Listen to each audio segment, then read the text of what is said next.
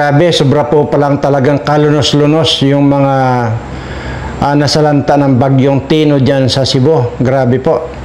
At kahapon ngayon binalita natin ay wala pa 100 yung patay. Ay ngayon po ay 116. As of kagabi po na balita yan ay 117 yata yung mga patay na at may mga hinahanap pa raw po.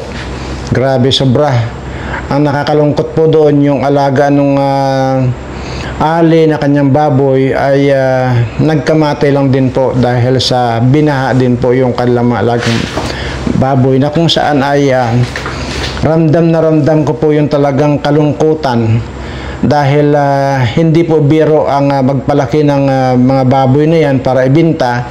Napakahirap po at napakagastos po ang magpapalaki ng baboy, tapos yun bahain lang. At yun na nga po yung sinasabi ko, gilitan nyo na po yung mga politiko ninyo dyan, lalo na yung wakwak na yan yung sumira ng kalikasan dyan sa mga quarry. Di ba yan ang mastermind ng quarry dyan, yung inyong dating governor na si Wakwak. Lahat po yan mga politiko na alam nyong nagulimbat sa pondo ng mga flood control project na yan, gilitan nyo na po. Maniwala kayo, papatayin po kayo ng mga iilan lang na mga magnanakaw na ito. Ilang tao lang po yan, pero napakarami pong pinatay nitong mga magnanakaw na ito. At talagang nakakapanlumo. At minsan nga po, pag binabalita na, pinapatay ko na po yung TV dahil nga ayoko nang makakarinig ng makita pa yung mga kalunos-lunos na mga nangyayari sa kanila. At ngayon nga ay meron na namang parating na posible daw po na super bagyo. Baka po mag number 5 pa raw po yan, at yung number 5 na yun po ay 185 kilometers per hour, na kung saan po ay pagka inyo pong sinakyan ang inyong kotse at tinakbo nyo lang po ng 120 kilometers per hour ang inyong kotse, ay parang kakabahan na kayo. So how much more yung 185 kilometers per hour na tatakbuhin nitong bagong darating na bagyo. Yan po si yung uwan or buang na bagyo. At again po, doon sa mga subscriber ko, paulit-ulit ko lang pong sinasabi sa inyo, paalala na mag-ingat po kayo. Kung inaakala naman po ninyo na yung ibinabalita ay mukhang dadaanan kayo ng bagyong yan, ay kung iniisip niyo po na medyo delikado po sa lugar ninyo at binabaha din, ay wag na po kayo magdalawang isip na sumama po doon sa mga evacuation center. Ano po? At mas maganda na po yun, okay lang po, magtiis lang po muna tayo ng masikip, kumbaga, at kisa naman sa mapahamak kayo. Kagaya po dyan sa Cebu pala, biglaan daw po pala talaga yung pagtaas ng tubig, kaya ang dami pong namatay. At yan na po napakasakit itong pagpapakchik nitong kalikasan. Para lang ipakchik itong mga magnanakaw na ito, ay marami pang buhay ang mawawala dahil lang sa ipakita lang nitong kalikasan na mga namumuno sa atin ay mga magnanakaw. So yan po, ito na po yung sinasabi ko, wag na po kayong magdadalawang isip.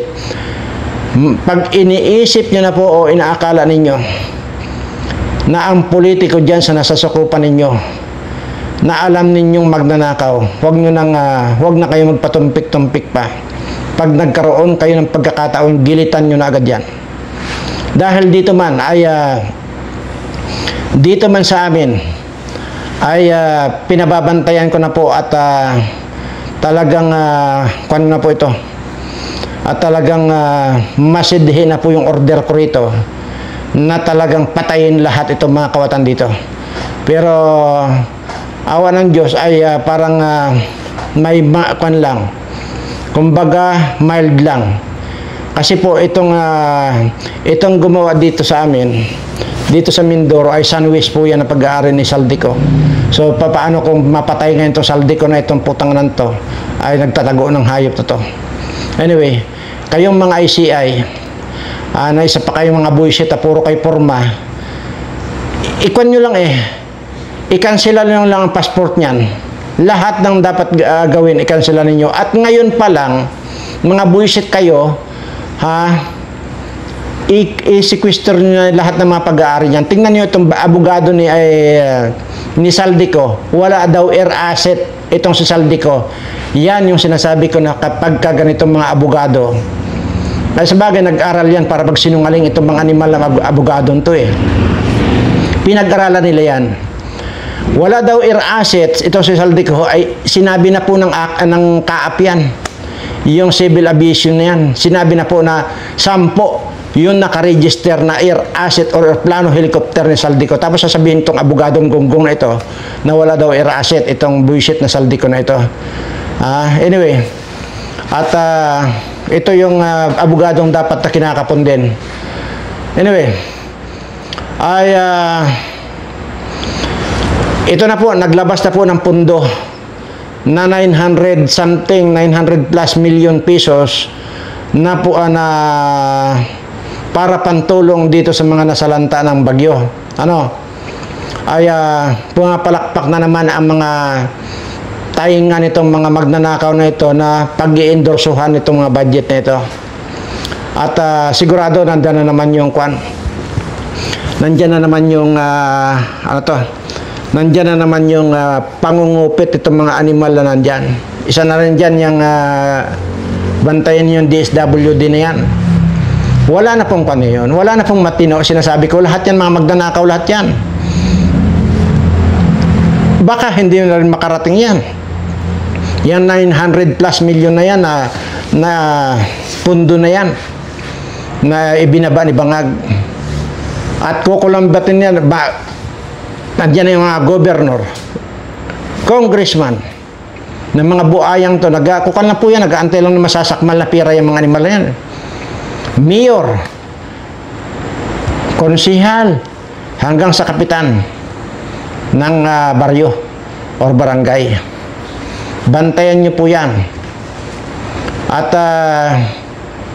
baka yung 900 plus na ibababa ng ni Bangag, natulong daw ko baka ang ipapadala lang dyan ay 100 lang or baka 50 million lang yung 900 plus. Baka yung butal lang ang makakarating dyan, yung 900 million baka ibubulsa na rin itong mga putang ng mga Bangag na ito. Wala na pong katiwa-tiwalang. Hindi na po kailanman pwedeng magtiwala ang tao sa inyo kasi talagang na kayo talagang mga pusakal kayong mga magnanakaw. Kaya wala nang katiwa-tiwala sa inyong tao. Yan po yan. At bantayan po ninyo kung talagang makakarating dyan. Anyway, saan pa ba po tayo pupunta? Di ba? Hindi lamang po dyan sa Cebu, Negros or Occidental, lahat yan po ay hanggang sa Mindanao pala ay umabot yan ng mga pinsala na yan. At may balita na po ba kayo kay Paduano? Dahil naanod din daw po pala yan. Kahapon ko po yan binalita na naanod din daw. Ano pong balita nyo? Patay na po ba? Dapat lang po mamatay itong mga hayop na ito. Sana yung mga bahay, lalo na yung maghihiring sana yung kwan dyan, ay yung Senado dyan, dapat yan ang rakasain ng baha para ma-wash out na itong mga animal na mga magnanakaw na ito Wala na po kaming kwan. Huwag nyo kaming sisisihin kung ganito ang trato namin sa inyo. Kasi talaga nakatatak na sa amin yung pagiging magnanakaw ninyo. Wala na kayong mapili. Tingnan mo, dahil nga sinasabi ko, paulit-ulit ko pong sinasabi rito, na kaya ganito katalamak magnakaw itong mga animal na mga politikong ito dahil po dyan sa mga bisyo nila.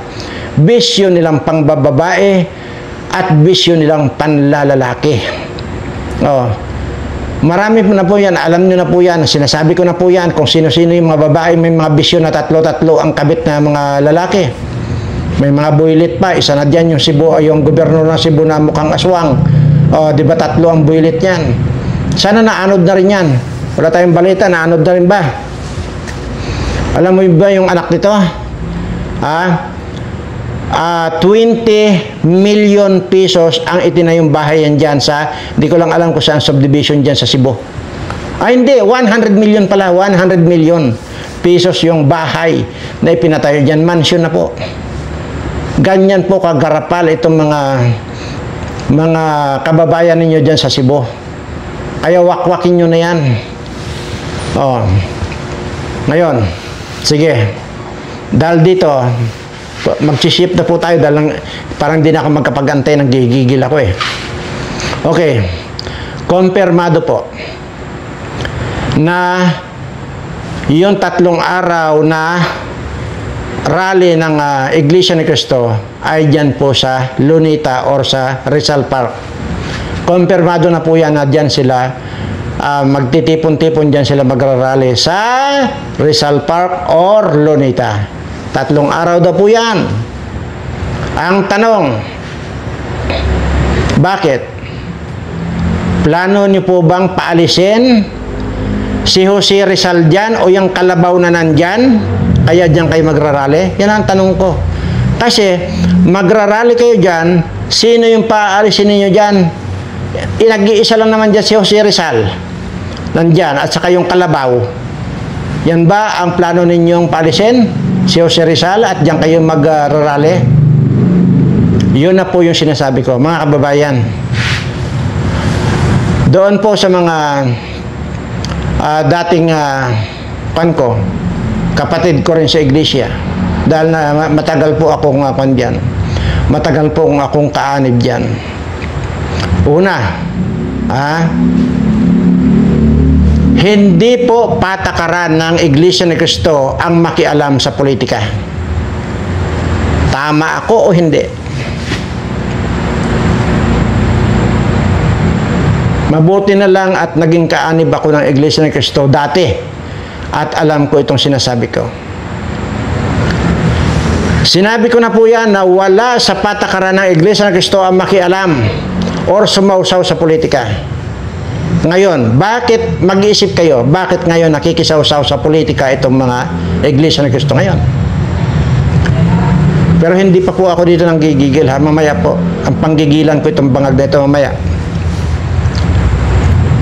Bagamat ngayon ay binabatikos ko ngayon, pero hindi po pambabatikos ito, pangpupuna dito sa Iglesia ni Cristo. Dahil sinasabi ko po dati, ibang-iba po nung araw ng patakaran ni KRD Felix, ay ni Ka Felix Manalo. At saka ngayon. Una po dyan, yung sinabi ko na, wala po sa patakaran yan. Bakit ngayon ay nakikisaw-saw sila sa politika? Ano iniisip ninyo? Ako, iba yung iniisip ko. So, tao lang din ako na pwede mag-isip ng hindi maganda. Baka mamaya yan ay nag-aantay ng mapadalhan ng basura na isang malita o 2 malita. Nagtatanong lang po ako. Kasi yun po ang alam ko eh. Sa 20 years ko naging kaanib yan, kaya alam ko po. Ngayon, sige, ipagpalagay na natin na may nababago dahil ang sinasabi nila ay kaya magrarally dyan dahil hindi na raw nila kaya yung nakikita nilang talamak na pagnanakaw sa Kabanang Bayan. Tama, nandun na tayo. Okay yun. Kung yun ang rason, saludo ako dyan. Thumbs up ako dyan. Ngayon, madadala po ba ng inyong sa tansya ninyo? Madadala po ba ninyo sa tansya ninyo yung 3 araw ng pagrarally ninyo, yung sabihin yan, hoy mga kawatan kayo, kinokondina namin kayo na mga kawatan ng mga politiko, lalo na yung mga sangkot sa mga flood control project na yan. Sa tingin ninyo, mahihiya yung mga congressman at saka mga senador na yan? Hindi.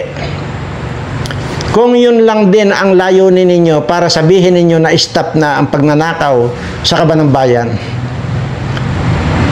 Mang-iistorbo pa kayo ng kapwa ninyo Pilipino. Huwag na kayong pumunta dyan. Kung yun lang ang ipapanawagan ninyo. Kasi hindi na nga po tinatablan ng pagiging makapal ang mukha nito mga congressman at saka mga politikong ito, senador na yan, or mga official ng government yan, sa sobrang kapal, wala na, hindi na tumatalab yan. Kasi kung tumatalab ang mga sa pagmumukha nila yung mga sinasabing yan, ay kabi-kabila sa social media kung laitin at murahin sila. Hindi ba? Dapat yan, wala na yan, nagsipaglayasan na yan. Oh. Ulitin ko, kung yun lang ang dahilan, huwag na. Huwag na kayong mag-ipal-ipal kung yun lang. Ngayon, alam ko ang mga Iglesia ni Cristo. Ay, hindi ko na alam yung ngayon, yung ngayon. Kasi nung una, sinasabi ko, ang mga Iglesia ni Cristo dati, yung kapanahunan ko pa, do or die yan. Ang Iglesia ni Cristo. Nung una, hindi ko lang alam ngayon, do or die yan. Ibig sabihin yan, pag sinimulan yan, namin noon, tatapusin namin. Ganyan ang doktrina dati. Kaya nga nagtagumpay ang Iglesia ng Cristo dito sa amin dati. Kasi do or die ang aming patakaran sa buhay dito. Yun. So ngayon, baka naman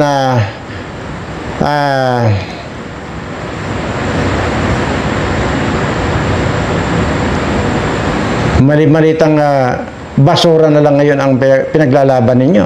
Hindi ko na alam yun.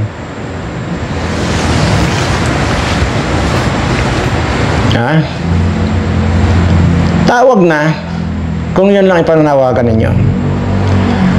Dahil hindi lingid sa kaalaman ninyong lahat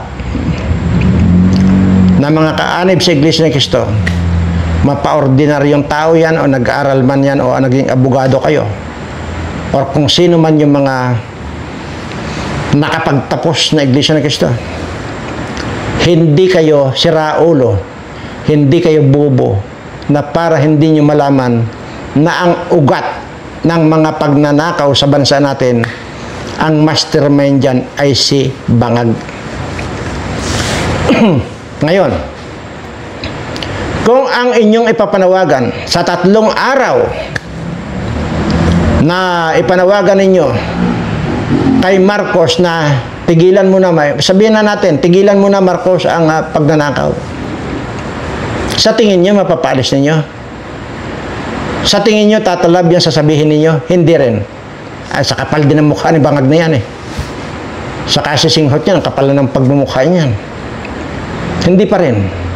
At kung diyan kayo mananawagan sa Luneta, sabi ko nga po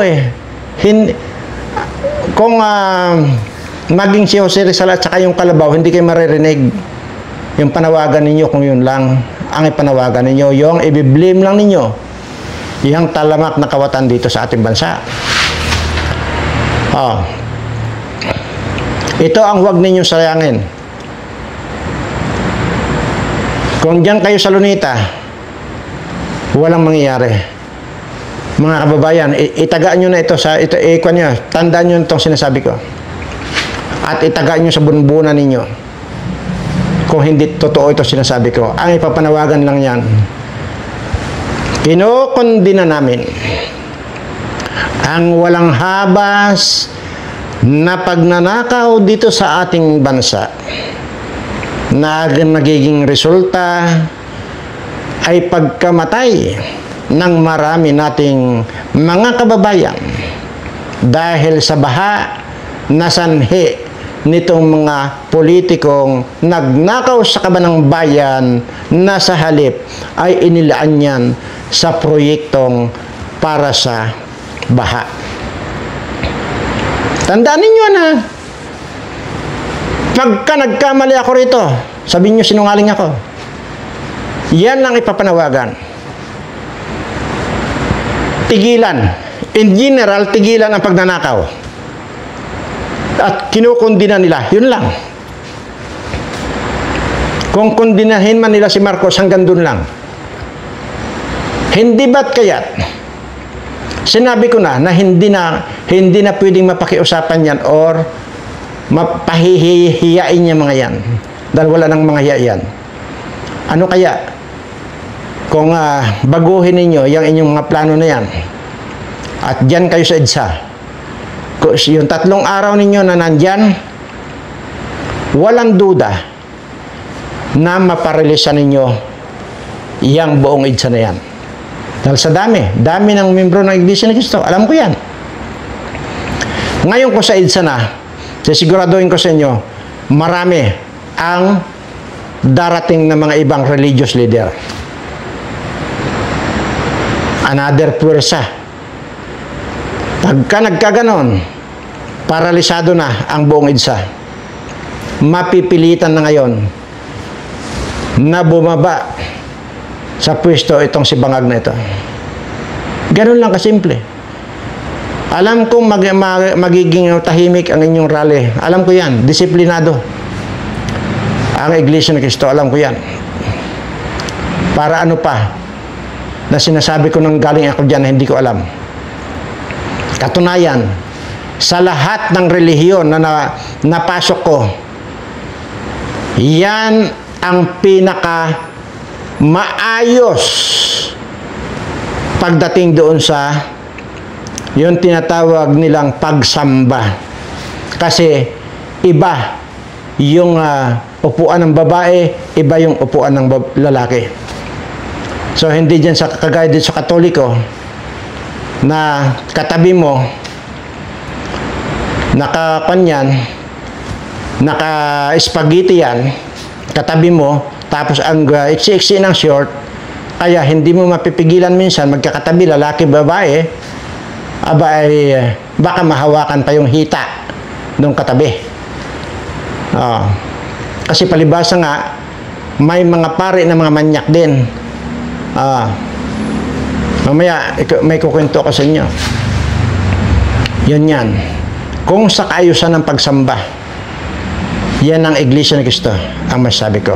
Mamaya, mayroon pa po akong mayroon akong panggigigilan dito mamaya. Mag-aabang lang kayo. Yan po yan. So, ibig ko po sabihin, madudungisan lang kayo, mga Iglesia ni Cristo. Alam niyo kung bakit? Ginawa niyo na eh. Noong nakaraan, noong nagpakita lang kayo ng number ng membro, na inaabot kayo ng 1 milyon. Huwag niyo nang ulitin yun. Ngayon naman, resign Marcos na. Pag nandiyan na sa EDSA, kahit na hindi kayo magsalita ng resign Marcos, pag pinaralisa natin ang buong EDSA na yan, wala na. Ibiblim na sila ng mga taong bayan. Lahat na ng mga taong bayan lalabas na at pakikiusapan na si Marcos na lumayas na. Ganun lang kasimple. Ngayon, pupunta na tayo doon sa sinasabi ko ng gigigil ako.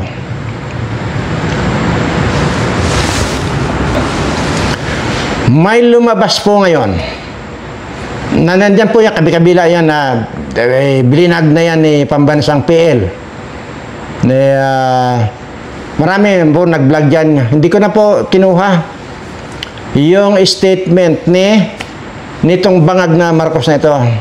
Na ang sinasabi ito pakinggan niyo mabuti ito pag hindi kumulo ang dugo ninyo.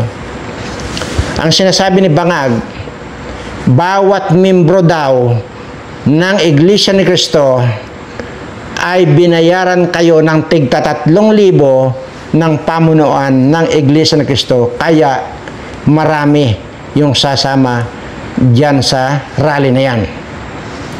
Uulitin ko, ang sinasabi raw nitong Bangag, hindi daw, at nabasa ko puntahan nyo si KPL, panoorin nyo, nandun yan, hindi ko na in-screenshot para ipakita pa rito, na binayaran daw ng pamunuan ng Iglesia ni Cristo ang mga membro ng tigta 3,000.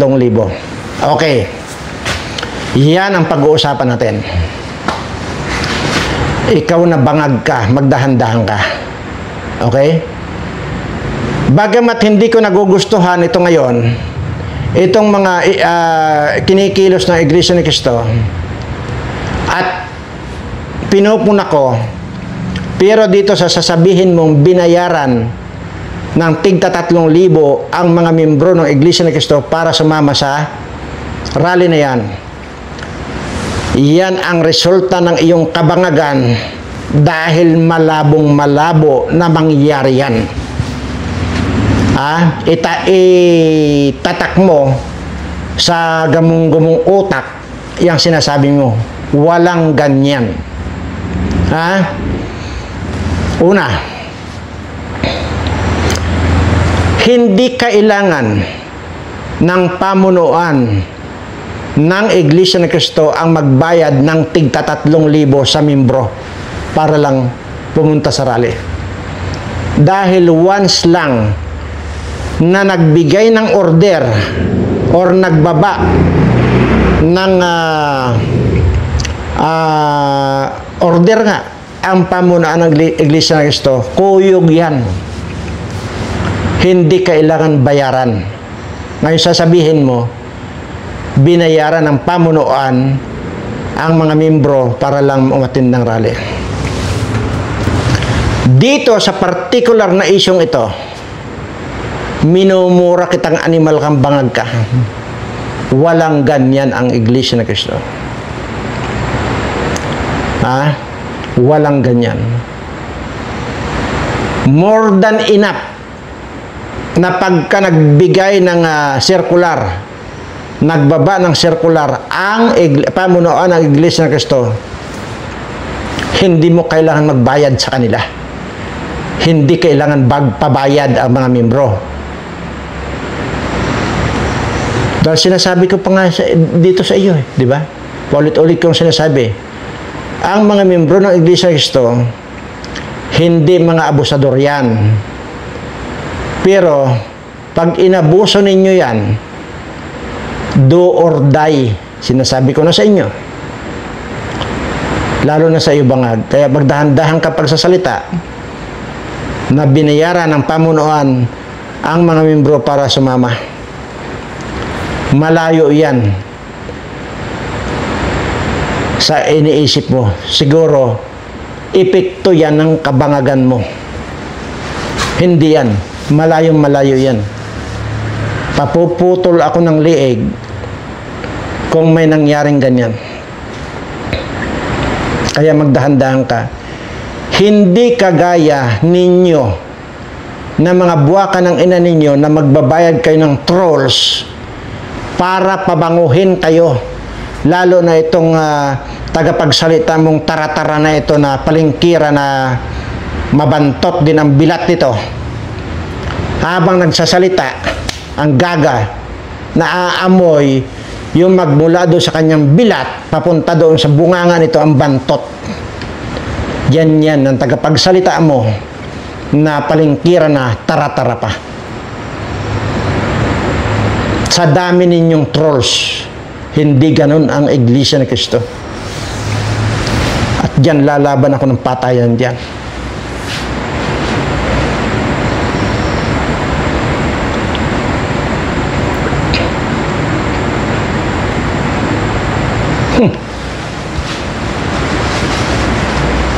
Buwisit ka.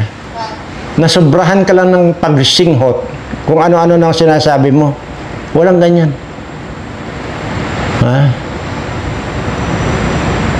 Kung kaya mong bayaran yang taratara mong tagapagsalita, nadalhin mo doon sa kwarto mo na 8 hours kayo doon sa kwarto mo, kayo yun, ikaw yun. Hindi ang Iglesia ni Cristo. Walang ugali ang Iglesia ni Cristo na magbayad sa membro nila para lang sumama sa rally. Sabi ko nga, natataranta pa yan. Once na nagbigay ng circular ang pamunuan ng Iglesia ni Cristo, kuyog yan. Kaya dito ako nanghihinayang yung una na pagtipon-tipon dyan sa Lunita. ng mga Iglesia ni Cristo. Dahil alam nyo naman, hindi po bubuo ang mga Iglesia ni Cristo. Kaya lang talagang mahaba lang ang pasensya. Aywan ko lang ito ngayon, kasunod na ito. Dahil sinasabi, hindi na raw makatiis ang pamunuan. Ito nakikita na nakawan na ito. Pero sabi ko nga po, since na sumama na rin lang kayo, since na sumausaw na rin lang kayo sa politika, lubos-lubosin nyo na. Marami kami na aalalay dyan. Aalalay kami, lalo na ako. Sinabi ko na yan sa unang vlog ko. Kung kinakailangan ang tubig, ako nang bahala. At kung kinakailangan pa ang pagkain, ako na rin ang bahala. Kahit na tumira na kayo dyan sa EDSA. At kung hindi ko nagawa, yung supplyan kayo ng pagkain at tubig, sabihin nyo sa pagmumukhang ito na sinungaling ako.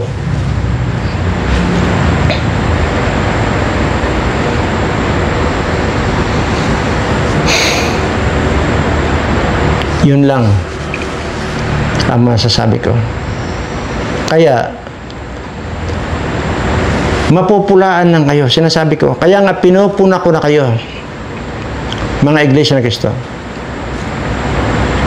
Dahil kahit paano naman, kahit pinupuna ko kayo, sinabi ko nga sa inyo, di ba? Kasasabi ko lang, kayo lang ang organisasyon, religious organization, na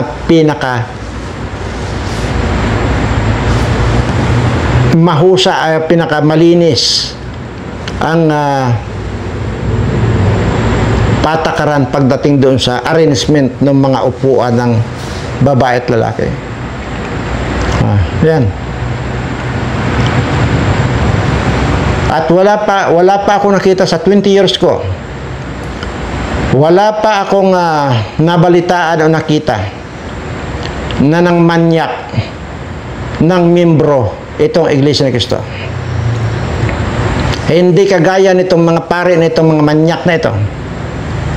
Tingnan mo lang, ako mismo, bagamat na ikwento ko na ito dati sa inyo, pero uulitin ko, baka yung mga hindi pa nakarinig dito ay hindi nyo pang alam. Ikukwento ko ng madalian dahil mahaba na po tayo. Noong nagsimba ako sa Katoliko, nung bigayan na ng ostya, yung sinasabing, ito ang katawan ni Kristo, amen. Ito yung katawan ni Kristo, amen. Amen. Ayan. Dumating, yung sinusundan ko, napakasiksi, naka-spaghetti, sleeveless, tapos talagang halos na nakaluwa na yung bobs. Noong sinusubuan na siya ng ostya, ito yung katawan ni Christ na patigil yung pare. Hindi nakatiis. Hindi niya na isubo yung ostya. Alam mo ang sabi ng pare? Iha, bakit anya yung dibdib mo ang puti-puti? Sagot ng babae, ay kasi Father hindi naiinitan. Putya naman, sabing ganyan. Kalukuhan niya sinasabi mo. Bakit itong bayag ko hindi naman naiinitan? Ang iitim! Di bastos itong pare nito. Yan yun. Sige. Ganyan kabastos itong pare nito. Kaya wala akong kwan. Kaya doon pa lang ayaw ko na. Mayroon din akong nakuha dati. May inaniban pa rin ako dati. Habang nagko-concentrate ako magdasal, ay lumipad ba naman yung manok na nangitlog doon sa loob ng simbahan. Yun pala, yung pastor doon naglagay pala ng pugad ng kanyang manok. Tapos tapos mangitlog yung manok, hindi tuloy na. Tapos yung pagdarasal ko. Akalain mo yung pastor na yan. Hindi ko nasasabihin ko ng relihiyon. Akalain mo, doon sa kanyang parang entablado, magkabila, mayroon pa doon sa uluhan, dalawang pugad ng manok doon, dalawang pugad dito. Kaya nung nangitlog, nataranta tuloy yung mga nagsisimba doon dahil doon sa pangingitlog ng manok. Yun po yung sinasabi ko, ikinukumpara ko lang po yung mga na-experience. Marami po ako na-experience, pero out of topic naman yan, hindi naman nasasali sa usapan. So, saka ko na itatopic yan pagka nadaanan ng usapan. Kaya ko lang tinapik itong Iglesia ni Cristo dahil nga nadaan sa usapan eh. Yung magrarally na naman daw kuno ng 3 araw. O, yun lang ang masabi ko. O, hindi ko mo pinunako kayo. Hindi ko kayo pinagtanggol. Kita nyo naman. Pinagtanggol ko kayo dahil dito sa sinasabi ni Bangag na 3,000 ang ibibigay ninyo sa mga membro para lang dumalo sa meeting. Yan po ay kabangagan nitong bangag na ito na sobrahan ng singhot.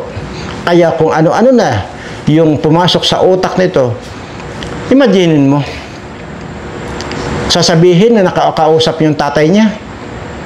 O, adi ano pa yan? Sobra ang kapagsinghot.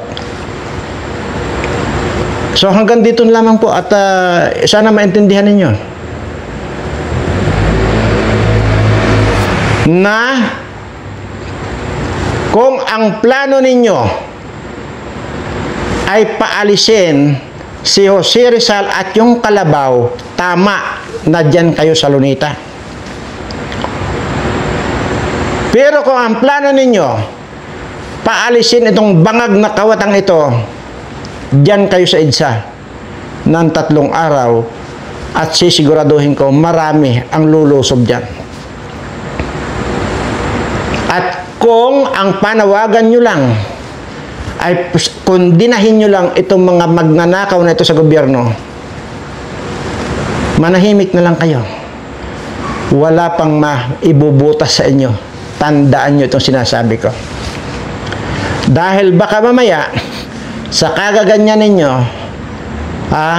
baka isumpa kayo ng ating Panginoon dahil wala sa regulasyon ng Iglesia ni Cristo ang makialam sa politika. Dahil nakikialam na kayo ngayon, hindi ko alam kung anong dahilan, baka mamaya maisumpa kayo ng ating Panginoon at mangyari na ipakulong din kayo nitong bangag na ito na kagaya nitong si Pastor Kibuloy. Hanggang dito na lamang po. Sa lahat po ng aking mga subscriber, mahal na mahal ko po kayong lahat.